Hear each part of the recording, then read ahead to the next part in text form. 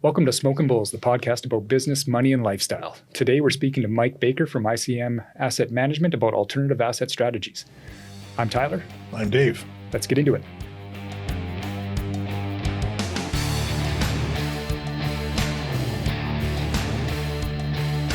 So, Mike, you're here to chat with us about ICM and what alternative strategies are and how clients are using them, how advisors like Dave and I are using them. So before we jump into ICM, let's learn a little bit about you, Mike. How did you become a member with ICM, and what's a bit of your background? Yeah, thanks for having me, guys. Really excited to be on here. And congrats on the podcast. I've had a chance to listen to a few of the previous episodes and like what you guys are doing. So happy to be on. Perfect. Thanks. Yeah, a little bit about myself. I've been with ICM for a few years now. I wouldn't say that it was a job that I went out and sought, but I actually started my career working for one of the larger asset management companies in Canada, which was Mackenzie Investments. And this was during a time where, alternative investments were not, generally marketed or not generally available to Canadians. And so I kind of lived a couple of years at Mackenzie where these strategies were being rolled out to advisors as options. And obviously I saw the massive kind of tailwinds pushing the asset class. So it wasn't until kind of my later years at Mackenzie where I kind of started to look around and, realized that alternative investments were likely going to be a very large wedge in the future for Canadians. Therefore, a business that had tailwinds pushing it. So I actually got linked up with ICM through a headhunter. They actually reached out to me, and I really liked what they were doing. I liked their vision. I liked their story. And at the end of the day, that's really all we had to sell at the start, was just kind of our vision and story for the platform that we were trying to build. So I ended up joining the firm in the back half of 2018, and it's been a pretty wild ride since then. Right on. So for our viewers and for us too, how do you describe alternative assets to the layperson? So you mentioned them as not being readily available to a kind of a retailer market not that many years ago. So it's really just a fledgling asset class. So a lot of people really haven't heard about them, don't understand what an alternative asset is. How do you kind of sum it up for somebody who's just beginning to learn about that asset class? Yeah, great question. And you know what? Let's start by just saying that at the end of the day, still in Canada, the word alternative investments is just still a massive buzzword. It's a very opaque term because it really covers basically anything that's not a traditional stock, so the equity side, or bonds, so the fixed income side. So if you talk about the average Canadian portfolio, historically, the retail investors have basically had access to two sides of it. They could either own equities or stocks, and they could own fixed income instruments or direct bonds. And the two of those kind of made up what you'd call the traditional portfolio construction for a Canadian. Now, what's really happened over the last couple of years is that there's been a large shift towards the implementation or the access for alternatives for retail investors, for the average Canadian. So if you look at what is widely considered to be the gold standard for investment management and asset allocation, which is the large pension and endowment plans in the world, they've been investing into these alternative asset classes for decades, okay? So very often you'll see, 20, 30, 40, 50% of their overall asset mix allocated to these private alternatives because they manage money in a very different way, okay? And that's one thing that I always stress, is that we can't just necessarily look at them as a model because they're the gold standard and then use the same asset allocation that they do, because they have very different goals or outcomes that they're trying to achieve, right? They invest with basically an infinite time horizon, and they invest with zero liquidity constraints. So, the word alternatives is certainly a buzzword because, like I said, it's everything that's not traditional stocks and bonds. So that could be so many different investment types, right? The classic ones being real estate, infrastructure, private credit, hedge funds, commodities. But if you really think about it now, there's so many different types or asset classes in the alternative investment space, right? You look at the new rise of NFTs or stamps or anything that's really a store of value and provides an uncorrelated return to the broader market can be considered an alternative investment. Yeah. And fairly new to Canada. We had a couple of calls over the last week and a bit, and when you look at places like the UK and the States, I mean, alternative investments have been an asset category for an asset class for some time, and they've had some legislation on the books for a long time to kind of manage those. And I think that's an issue. When you look at it, at least in Canada for right now, everything that's considered an alternative, there's a lot of garbage in that space too. And that's the unfortunate thing. If it's not a stock, it's not a bond, it's an alternative.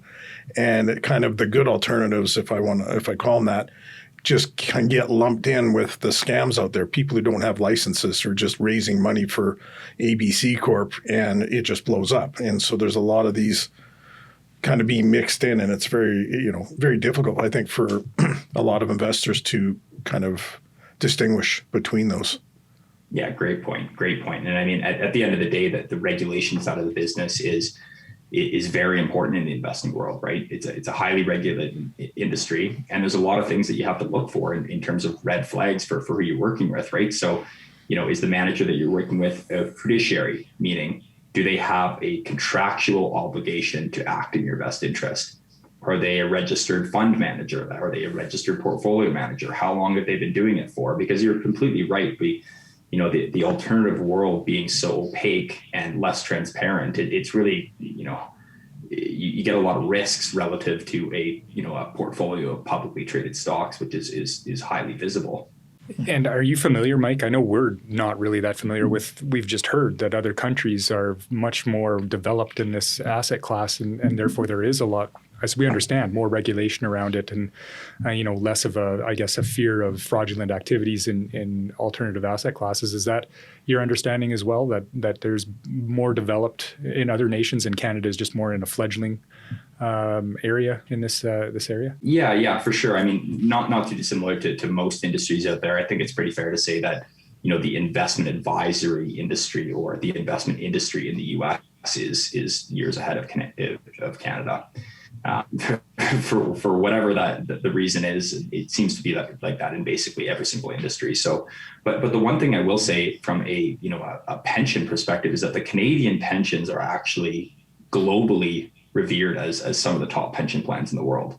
So they are still gold standard quality pension plans from a global scale. So that's the big players in Canada, the CPPIB and Ontario Teachers and AIMCO.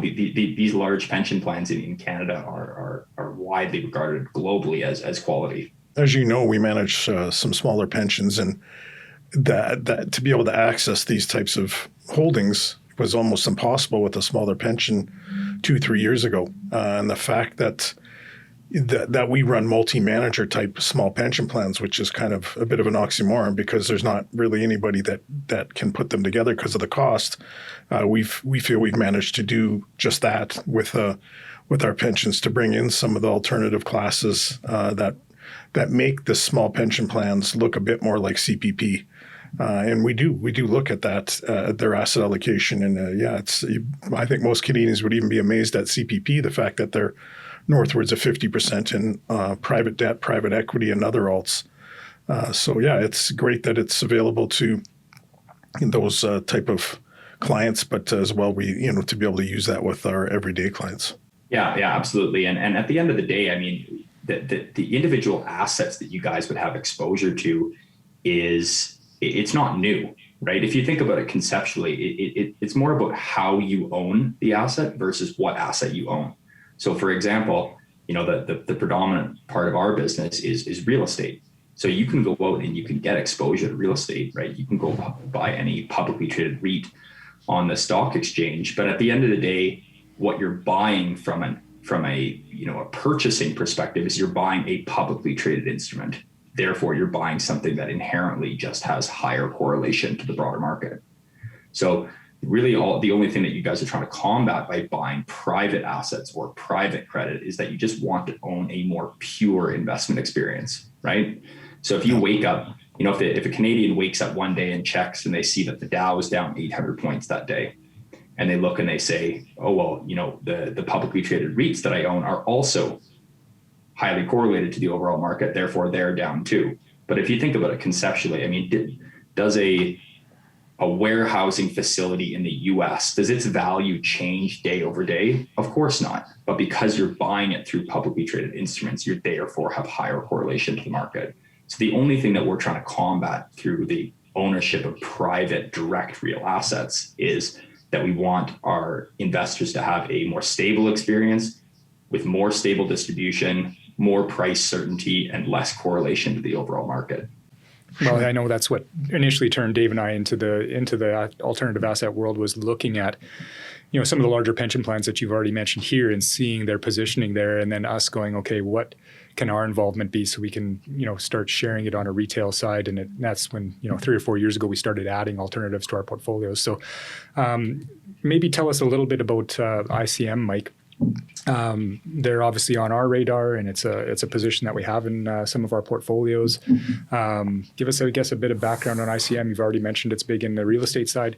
How is it involved there? How does it work? What can investors expect from it? And give us, I guess, a lowdown on it. Sure. So, ICM has actually been around for quite a while. We started as a family office and institutional manager dating back to 2003. And it was a firm that was really built on the backs of family office capital wanting to invest directly into US commercial real estate. And from there, we still manage a large portion of family office and institutional capital, but as our business has kind of evolved, we've now, transformed a little bit into a, what you call a registered investment fund manager, registered portfolio manager, to then bring solutions to the Canadian retail market. And as I kind of alluded to, a few minutes ago, the underlying exposure that we're looking to deliver to retail clients is essentially just an unconstrained real estate solution. So we feel that, it's our job to kind of watch the trends within the real estate market, make sure that we're navigating that, make sure that we're allocating into markets and asset classes and asset types and strategies that have tailwinds pushing them. So the overall portfolio, we basically look at the entire North American real estate landscape as our sandbox in which we play in, and it gives us free allocation to be able to kind of shift that underlying allocation where we see best value. Nice. And, for a layperson in this category, can you tell us, what makes up a real estate portfolio? What kind of items go into that? Sure. So, there's most typically you'll find on the commercial side of real estate that there's a few main asset types. Okay. So you've got multifamily, which are large, multiple unit residential properties. So that's considered multifamily. Then you've got retail. So I think everybody conceptually understands what a retail asset is that can comprise of strip malls, larger malls, smaller retail. And then you've got office. So you've got, office properties where people are working, and these can often be mixed use where you've got some office exposure and some retail below it. Same thing as you could have multifamily with retail below it. And then you've got industrial.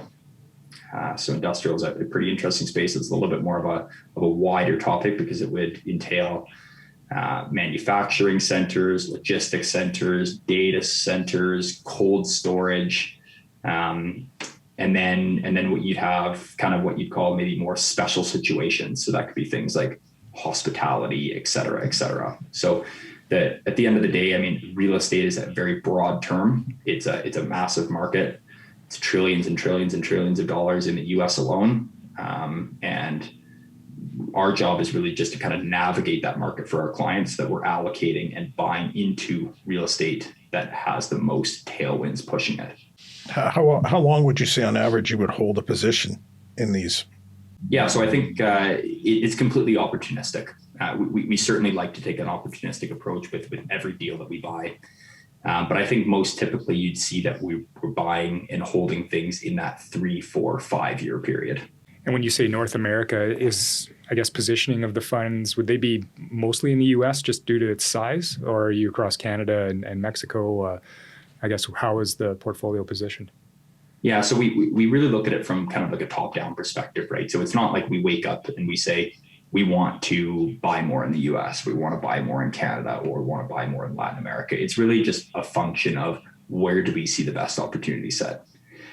And right now, I mean, it just as a byproduct of its size, of its growth, we're far more active south of the border. So we're highly active in the U.S. would be our largest position, and we're also extremely bullish on the Latin America platform, mostly out of Mexico City and other major Mexico markets.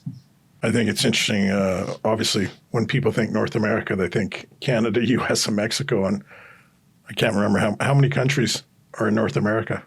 Well, there's a lot in Latin America. I mean, technically, we are only active in Mexico right now for our Latin America platform. But people forget that that North America. If you look at all of North America, I mean, Mexico City is North America's largest city, and it's not even close. So people often forget about Mexico, certainly as being a pretty large portion of the overall North American economy, especially with the amount of manufacturing, logistics.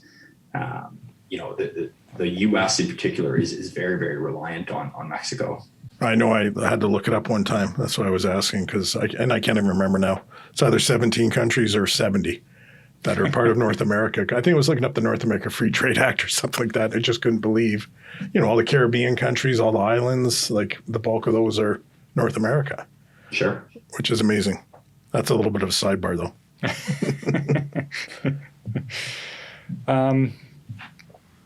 So where do you guys develop most of your business in ICM? Is it from guys like Dave and I, or who are your investors? What does your client base look like? It's a very large mix. And I think that's the interesting part of our platform is that we want to design mandates so that our platform is accessible on multiple different levels.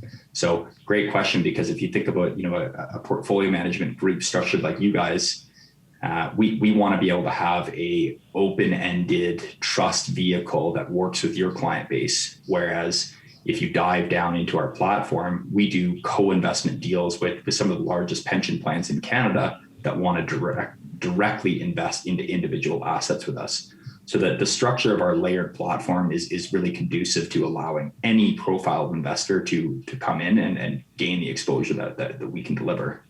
So what would a retailer or investor, what would they expect to see in terms of performance and volatility from this type of holding? Obviously, we can't promise anything, but the intention or the goal of our platform is to a couple of things. One, it's obviously to provide some level of volatility reduction as a byproduct of us having lower correlation to the broader market. Secondly, our goal for our investors is to provide them with stable, tax-efficient distributions. And I think that this kind of, maybe transitions the conversation a little bit into why we exist or why you'd even want to implement something like us. Because, I used to say that I was selling our platform into a market that I called the two-headed monster, right? Where one side of the business is you've got the equity markets, which are more volatile, are experiencing more volatility and are high from a valuation standpoint. And then you look at the fixed income side of the business and bond yields are basically at a historic low. And without any major catalyst to turn that around, you kind of look and you say, okay, I don't know what's going to happen for the next year. But what I do know is that for the next 10 years, it's likely going to be harder to deliver stronger equity returns and generate yield for people that need cash flow for their investments. And I think that's really, a catalyst that's accelerated the growth of our business, because it's not so much that people wake up every day and say, I need ICM. It's that people wake up every day and say, where am I going to generate my total return from? And where am I going to generate my income needs from for the next decade? And then now, I used to call it the two-headed monster. And then now maybe I call it the three-headed monster because, I don't know what's going to happen, but certainly there's some signs pointing towards some inflation risk in the coming years, certainly with the printing of money. And so that, you look and you say, okay, well, real assets or physical hard assets have always been the greatest store of value or one of the greatest inflation hedges. So it's a pretty opportune time for our business, and we're pretty excited about that. Yeah. From, as Tyler's asking what type of clients or where do your money sources come from? For somebody who doesn't work with an advisor, how do they access something like this? They really can't, to be honest with you. It's very difficult. And it's a lot of it just comes down to the barriers of entry, right? I mean, if mom and pop comes off the street, they just don't have the economies of scale to be able to work with a firm like ours, just because, it's not worth our time to be able to try to manage a bunch of small individual investors. So at the end of the day, I think that the growth of the portfolio manager in Canada is going to be very important, right? I mean, you guys are registered portfolio managers, meaning that you can act on behalf of your clients.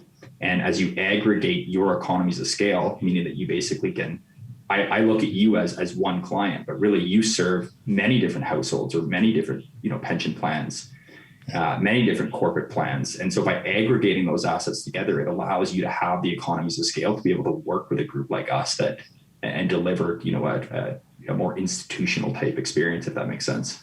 I know that things have opened up a lot more for firms like yourselves over the years from a retail side, as we talked about right off the get-go. It's just, there are some investors out there who prefer to try and go it alone and look for these things. And I would say, short of buying the REITs, it's a harder access point to some of these holdings. That's right. Yeah. That's right. But I mean, the mutual fund regulators or the 81-102 regulations have certainly softened it in the past previous years.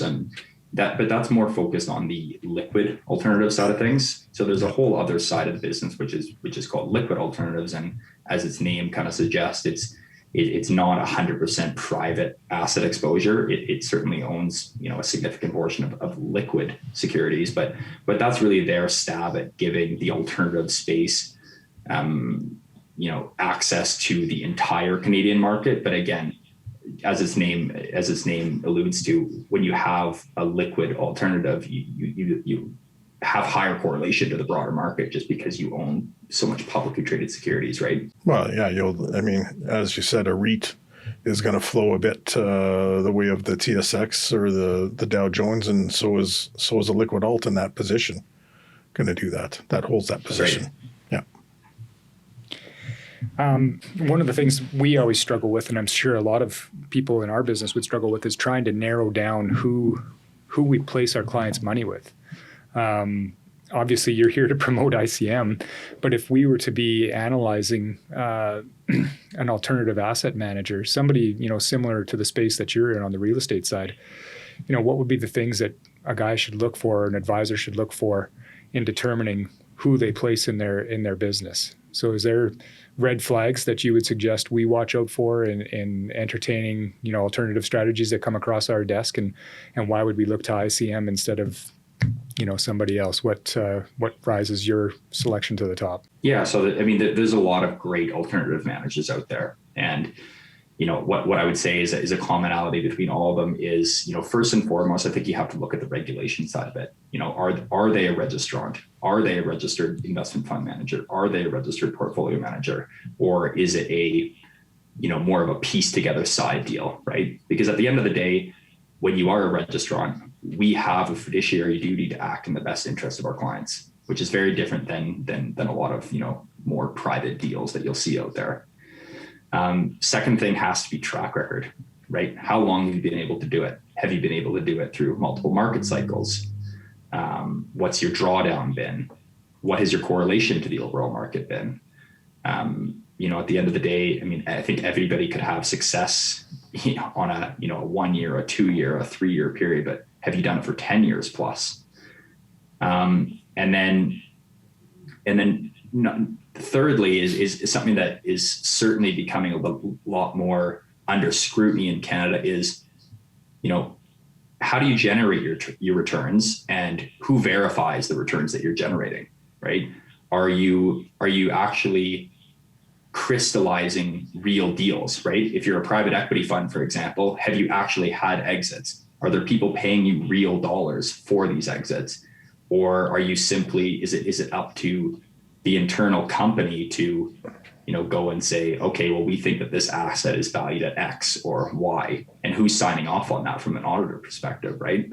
So there's certainly this level of opaqueness to the alternative industry that you have to be very cautious of, because a lot of people, generate their returns through a synthetic book value gain, if you will, from just having auditors sign off on an increased value for assets.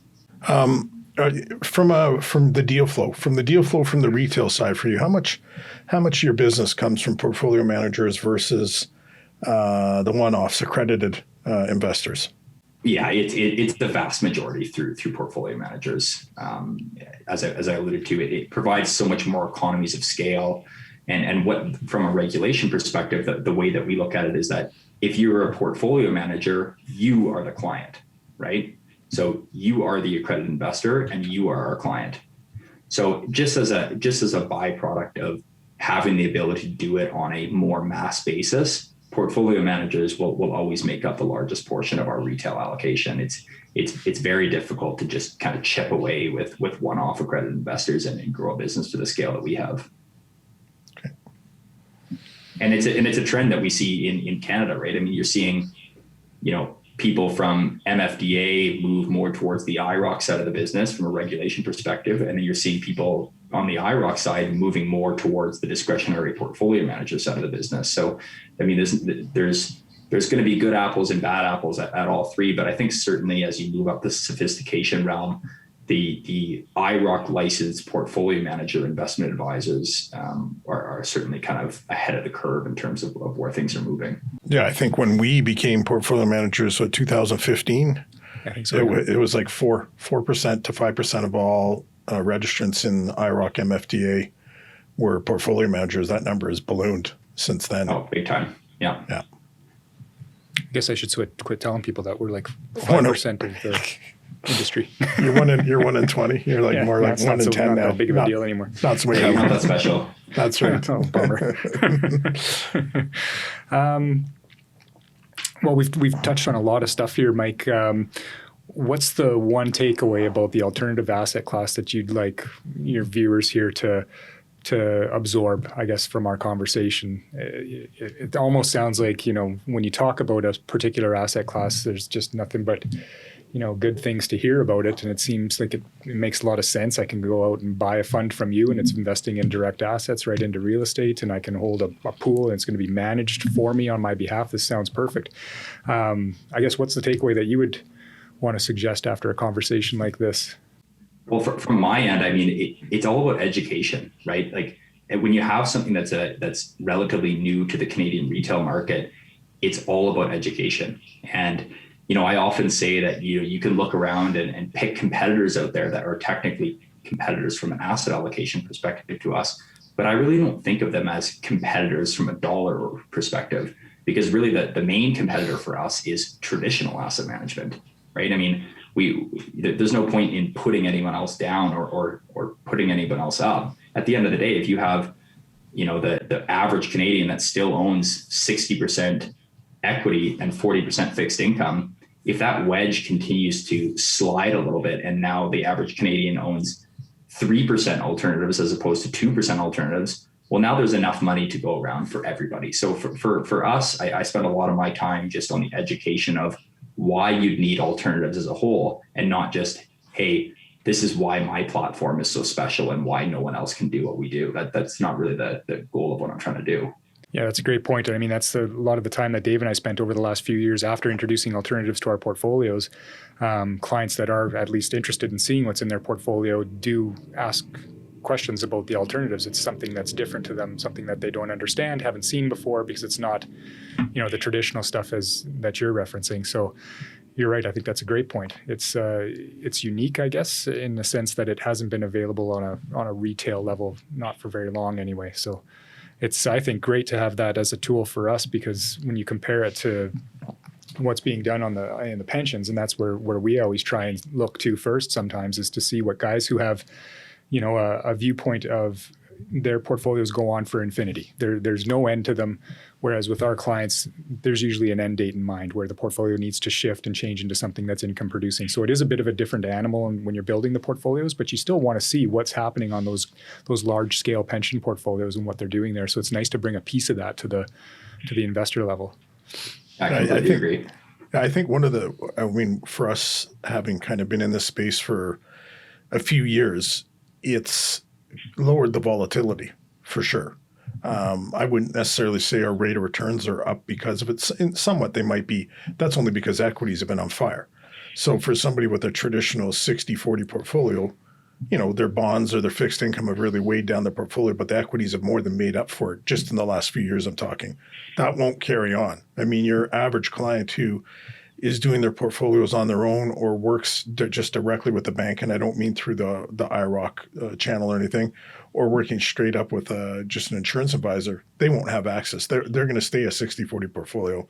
And when we do have some of the corrections and things that might happen, those portfolios are going to suffer compared to a portfolio that's using some of the investments through the alt space in there. So, there's probably the shout out for us is find yourself an advisor who can deal with some of these things and has a knowledge level to work in them, because you're not getting that. So, I mean, we're talking, I don't even know how many Canadians would just call the bank, their investment house, their insurance agent, that really they only have access to proprietary product.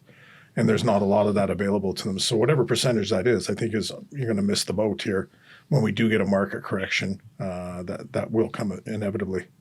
Yeah, and I think that's a great point. I mean, everybody's a genius until they're not, right? And I think if you look at since 2008, what are we now? Kind of, we're well over a decade into. I think it's now the longest bull market. Before COVID obviously derailed that, but now we're back to all-time highs. So if somebody who is investing into equities in the last decade plus has done very, very well, right? There's no doubt about it, but everything works until it doesn't. And I think the goal of somebody like you guys is to look out for your clients, right? Like what are people not seeing? What are the risks that they're not paying attention to? And I think that, like I said before, if you look at the next 10 years, it's very likely that it's very different than the previous 10 years. You've got historic low yields and you've already got equity markets that are at all-time highs. So you look and you say, do I want to experience the volatility of an equity-only portfolio? And will a traditional fixed income instrument supply me with enough income through retirement years? And the answer to both is probably not. Yeah, I mean, we had clients in, the March 2020 equity meltdown when COVID was first taking hold. And, markets going down, depending on the market you look at, 30% or so.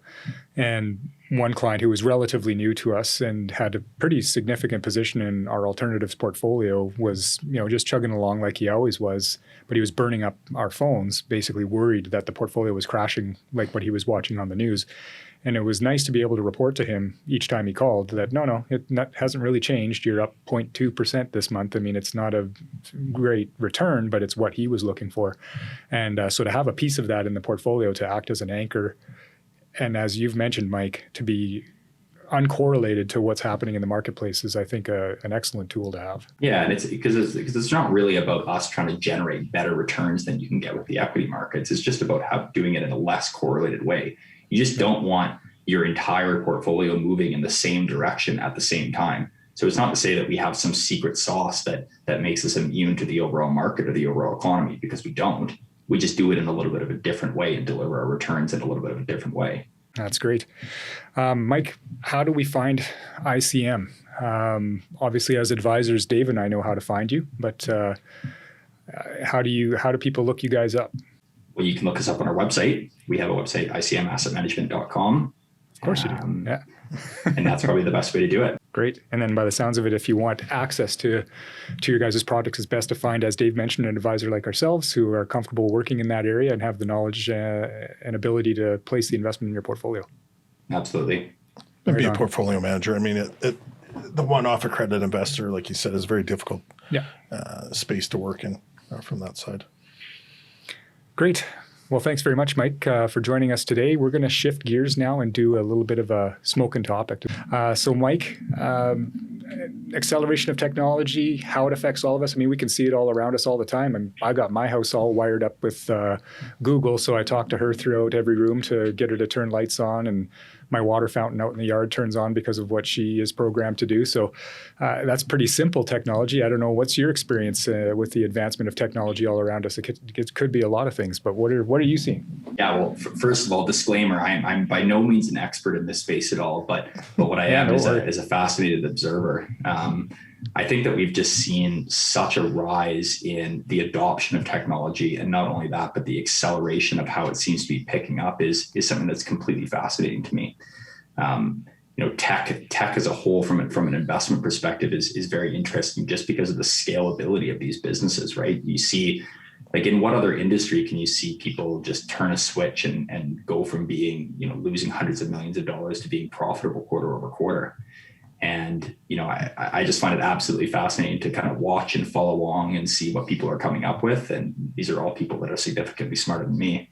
Well, I think part of why technology is advancing so quickly is becoming so much easier to use. Like, the user friendliness of technology is probably what's helping it advance so quickly. I can think back to when I was a kid and we had a Commodore 64 computer in the basement, and that thing was like running on DOS and floppy disks, and it was a pain to try and use. Just to try and play a game, you had to switch disks in between games. And let it boot up, go away for a bit. Yeah, it was crazy hard to use and cumbersome.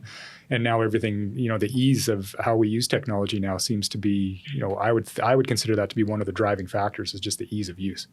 No, absolutely. And the one thing that I find very interesting, I listened to an interview from Jeff Bezos, way back in his, starting days. I think it was kind of 1994, 1995. And the interesting thing was that, he didn't really care about the business, right? He didn't care about what the revenues were doing. He didn't care about, how many products were being sent back. All he cared about was the customer experience, right? He had an obsession over the customer experience, saying, all we care about is making sure that people's lives are easier.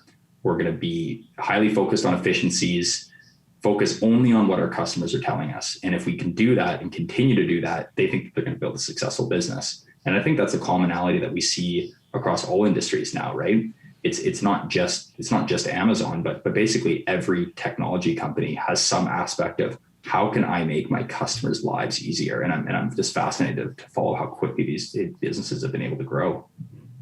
Yeah, I think Amazon kind of forced a lot of their providers' hands that way too. That your model won't work here on this platform. I mean, if we're sending back 9 million things to you, you're going to lose money. So you either have to learn how to adopt to how we're treating the customer, which is, okay, it didn't work, send it back. And we all have been through times when you weren't dealing with an Amazon, but maybe direct, and you're on the hold, or on a phone number, and you're what I mean? You're trying to get a hold of someone to return something, and it's just a pain. Or you go back to the store or something, and they're like, no, you have to contact them directly. We don't do that here. So that's what's changing things, and it's forcing all companies to act like Amazon. If they're not using Amazon as their platform, they're basically trying to mimic it at this point. Yeah, and I think it all boils down to economies of scale too, right? Like, if you think about a more traditional manufacturing type business, like look at the auto industry, for example, right? You think about how large of an increase in overall revenue that they have to do in order to have any kind of price power or price cutting. So your profits are largely based on your top line revenues. Whereas some of these tech companies, it's so exciting to see how quickly they're able to reduce costs through efficiencies. And that's really what's going to, that's why you see these crazy valuations for businesses that are losing hundreds and hundreds of millions of dollars pre-IPO, because they know this path to profitability, right? They can, in a few short years, they can go from losing hundreds of millions of dollars to being highly profitable, just because their cost cutting ability on the bottom line side. I think we've all witnessed it in the sense that it's happened fairly quickly, not like too fast for some companies, but a lot of what we would call our traditional tech companies, are operating a bit differently than a startup tech company. That's for sure, because their valuations are high, but and they have some profit, which is a big difference. I'm not so sure that's where the growth of tech's going to come from. The Amazons, the Facebooks, the Googles. I think, there's a whole set of other places where technology is going to get advanced quickly. And part of this, the pandemic forced kind of the healthcare side of things to get fast and faster with technology. So that's, I think, one going forward is going to be a big place. And we did have Mikolai there from Merigenomics on, we were talking about DNA and the advancements in DNA and having your DNA kind of looked at and to figure out what medical things might work on you or will work on you or won't work on you, and knowing those factors before you go through traditional steps of medicine. Sometimes that's a big change, and that's going to come on fast. And there's a big push obviously on the environment that will force all sorts of companies to get use technology to get there. And so I think that's where we're going to see the growth is really those two areas for the most part. Yeah, absolutely. And I mean, she hasn't had the best last 60 days or so, but the big tech bull in the US, Kathy Wood, is obviously highly bullish on the rise of genomics and gene sequencing, right? So I'm very interested to see how that space evolves. And at the end of the day, I don't think anyone would have seen Amazon be the largest company in the world even 15 years ago. So there's nothing that says that they have to remain the top dog forever. I mean, I think we could see some pretty disruptive technologies come in and become mega cap companies. You're absolutely right. Yeah, and I think things that necessarily tech-wise are things that will impact your everyday, but you don't even know it. We can touch and feel and see the things that like Tyler's talking about, smart homes and all of those. It's when you start having kind of more the AI of things in your home that it's just, it won't even deal with you unless there's an issue that it thinks you need to deal with. It just starts to take all the play out of it. And I think that's where it is the AI growth of the smart home I know some of it's there, but those things are pricey. Early adopting the AI in a home is difficult to do if you're not Bill Gates type thing. So, half a home now, you can only work with that. But, so I think there's going to be tons of companies not in the background, that are out there, that aren't direct to consumer, let's say, that the technology is going to change a lot of things, and we as consumers won't really see it happen too much. Yeah, I think the AI side is, are we going to go into a Terminator 2 type scenario where the computers and the machines take over? I mean, even in my house with the Google setups that I have, I've got one of their screens in my kitchen that we use like all the time. It's really a handy tool. But you walk past that screen at certain times of the day and it senses your motion, and it'll bring up items on the screen that are relevant to you at that time of day. So things like what the weather's doing outside right then, and what's coming up in your schedule in the next hour, and maybe the Oilers game is on at 5 p.m. and it'll have that in your schedule. So it's that AI is already there, seeing me walk by the screen and going, "Hey, check this out! Like, here's what you have to be thinking about." It must be able to judge size and mass, because I just get a want a chocolate bar. Yeah. So yeah, I'd be lying if I said that I wasn't maybe a little bit fearful of what's coming, right? Like it's a little bit scary of what some people are coming up with. And I'm maybe somebody that wouldn't want to see it taken too far to where it like completely changes the way we live. And I'm more of a, supplement my life kind of tech guy. Oh, that's where we are now. Yeah. The AI convergence with privacy and where it's going to overlap and where it's going to be allowed, not allowed. I mean, boy, when I was back in university, we, one of my papers was on electronic road pricing. This was back when, urban planning, Hong Kong, Singapore, they had this massive traffic problem. And so they were, okay, how do we start charging people for it? So the idea was kind of what you see in the States on their toll-free roads or toll roads, you got the transponder and all of that. Well, then it was, okay, do we prepay for a transponder and it doesn't track what we're doing, or do you get a bill at the end of the month? And of course, the problem with the bill at the end of the month is who opens that bill. It starts to go, okay, you weren't on the road you said you were on this such and such a day. So it's been there, and that's technology that's catches those types of things, and more so, the AI in your Google, knowing that you're there. So maybe, like I said, I'm joking where it says, you want a chocolate bar. It probably doesn't know whether it's me or my spouse or my daughter. It just knows there's motion. But what happens when it starts to know who's in the room and starts to go, want a chocolate bar, Well, it does have voice recognition, right? So our Google will recognize my voice and put different things up for me than it would if my wife spoke to it. So it's got voice recognition. Maybe it does have image recognition too. I mean, already in my Google Photos, all of our faces show up as people that are commonly in our Google stream of photos. So if I was trying to look up a photo the other day and it was from my nephew, well, I have my nephew tagged with his name as one of the faces that it often sees.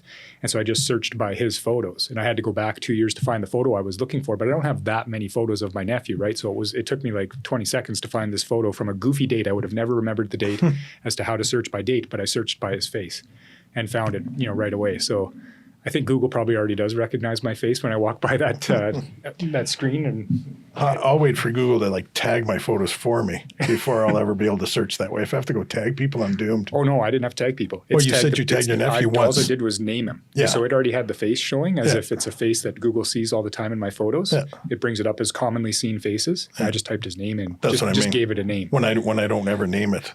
Well, I would without have me to typing it in. somehow I know want my it to figure it nephew's out from name. something else. It's gotta Go to do- social media pages, scrape it, find out who that's in that picture. Yeah, and when I that's go, just what I need. show me a picture of Tyler, it'll automatically bring it up. Yeah. Well, how do the fridges work where they've got you've got I've seen, I think it's Samsung or maybe LG makes a fridge that tells you what's in the fridge and it'll have, it'll create your list, your grocery list. Yeah, I don't know how I've it seen those knows too. what's in the fridge. My friend has one actually that has like a camera that actually is inside facing. So for example, like if you're at the grocery store and you say, do I need to buy more milk, for example, you pull it up on the app and you can actually see inside the fridge. That's how it is. Oh, wow. I wanted to say that mayo jar's been in there for 5 years. Don't use it. Yeah, good point. Yeah. Cool. Yes. What's your favorite piece of technology, Mike? What is it? Would it be your phone? Would it be maybe you got sneakers that talk to you or record your steps or something? What do you like? Yeah, I'm a phone guy for sure. I mean, I think that the natural, it's the natural pick, right? Because it changes every single day. The technologies that become available to you are instantly available on your phone. So I'm certainly, from a hardware perspective, I'm always buying the new iPhone. I justify it by saying, what else do you use that much, right? So you price it out and you say, okay, if I'm going to have this one for 2 years and I'm going to literally use it hundreds and hundreds of times each day, does it matter to me that the new phone is, $1,400? I've spent sillier money on sillier things. So at the end of the day, I think it's the one piece of technology that you absolutely can't live without. It's continuously changing. And so I have no problem with making sure that I've got the newest hardware, and then the software end just continues to get better and better, right? Yeah. It's up to them to develop new apps, to improve their apps, to develop what capabilities can my phone do. That's what I find really interesting about it. I like how you justify the cost of it. I know Dave's always looking at ways to spend money and justify it, so that's actually a good way to justify. Put the insurance on. You call me anytime. I've got it all figured out. Yeah. I figure out the insurance angle on the phone too. If they want to sell me one of their insurance packages on the phone, I'm thinking that's pricey, but you know what? I put it in my calendar 10 days before it expires, back my car over the phone going, okay, time for a new phone. You said you replace it no matter what. And they're like, well, we have you on video on the parking lot backing over your phone. I know, but you said it didn't matter how I broke it. Here it is. Give me a new phone. Well, we don't have any more of those models. At least don't smash it in front of the Apple store. Yeah, that's right. Smarter than that. Come on. Yeah. Drive over with my golf cart, when I'm traveling around with the security guys in the mall. There it is. There's my phone. Yeah. No, you will justify the price of things, especially if you, like you said, if you're spending a lot of time on it. So yeah, it makes sense. I do like with Tesla. I don't know about some of the other cars, but I know Tesla's reminded me of a phone where you can basically upload advancements to your vehicle that they just send out to you. So it's not something where you take it to the shop to tweak the tuning of it. It's done right there in the car, and it's like getting an update for your phone or updating an app on your phone. You can update your car, and it'll all of a sudden have new features. You didn't go out and buy a new car. You just got an updated version just sent to your vehicle. I thought that's pretty cool. It's like driving your phone. Yeah. And I think we're probably not that many years away from it being, pretty hard to not buy an electric car. I mean, I just bought a new car and I didn't buy an electric one, but I think that maybe, 3-4 years from now, the infrastructure will be built out enough that my next car could very well likely be an electric car, right?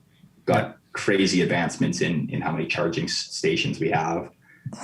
As long as you've got the range and the ability to go on road trips, there's no reason why you wouldn't buy an electric car. You think about how many fewer moving parts there are to be broken relative to a combustion engine, right? So let's just talk the future. Name a technology you think will change the world that is either in its infancy or still needs to come forward. You know what the nice part about that question is that I have no idea. And I think that there's no way for us to be able to predict that either. I think that, I said at the start that I'm by no means an expert in the space, and a lot of smarter people are working on it than me. That's exactly why I think that we have no idea what's coming. I mean, some of the most obvious ones I think would be, travel and civilization development outside of our planet. I think that's the craziest, most, no pun intended, out of this world technology that they're working on. Yeah. But in terms of tech, I just don't think there's any way that you can pinpoint and just say this is going to be the next big thing, because I don't think you know it. I don't think you know it's the next big thing until it is the next big thing. Oh, I was teeing you up a bit because I have a personal one that I've read a bit about, and I feel like it could be the game changer. It's it's an Alberta based, the geothermal out of Calgary there, Ever Technologies, and it's not a new technology per se, but being from Alberta, you look at, well, your oil and gas will get replaced at some point. But what do we have expertise in? Well, drilling. And if there's anything geothermal needs is some expertise in drilling and directional drilling and everything. Are you familiar with Ever? Have you heard of them? Yeah, like briefly, I read they were in I believe it was either the Herald or something not too long ago. But you're probably a little bit more well versed on it than I am. Yeah, you're just a quick side of it. I mean, your typical geothermal is you drill down and then you got to pump back up in order to get that either heat to heat your floors or heat your house or things of that nature. So you're losing in the fact that you're pumping. And from what I understand with the Ever, it's just a closed loop. It's basically like a radiator. They put in their own private blend, I guess they want to call it, or whatever name they're using, which is the equivalent to radiator fluid. Yeah, and Prestone, yeah, and basically it spaces it out like 2 to 5 kilometers between two spots, and then they drill down, and then they directionally drill and connect them all and encase them, and then put the fluid in. And it just, because it's the cold and hot, it automatically loops without the aid of a pump. And so to me, do I believe in solar, wind? Yeah, to some point, but they're bulky, they're expensive, and they break down, and I don't think they're as good as everybody wants them to be. I'm sure they're getting better, but you need the wind to blow and you need the sun to shine. And so one thing that's pretty constant is you go down far enough on the earth, the temperature of the earth is pretty constant. So when you can get to that and have it flow, you can turn it to electricity, and you can use it to heat things. Iceland does it, in their own method, but I think not that Ever's technology, is anything new. The science around it isn't new. It's applying it so that you're not using other energy to make this work. And that's really what I like about it. And whether that comes to fruition, I know they've have a working project in Rocky Mountain House, and they've got a project coming up in Germany. It's whether it truly can produce what they say it can produce, which is phenomenal if it does. I'll buy an electric car then when I can plug it into something that's being provided by that, the energy. Yeah. Yeah. So, yeah, pretty cool. Right on. Well, I think that sums up our smoking topic. Mike, thanks very much for taking part in it. And thanks for joining us today. Yeah, appreciate it. Thanks for catching us on this episode of Smokin Bulls. If you want to find out more about us, go to smokinbulls.com or follow us on social media.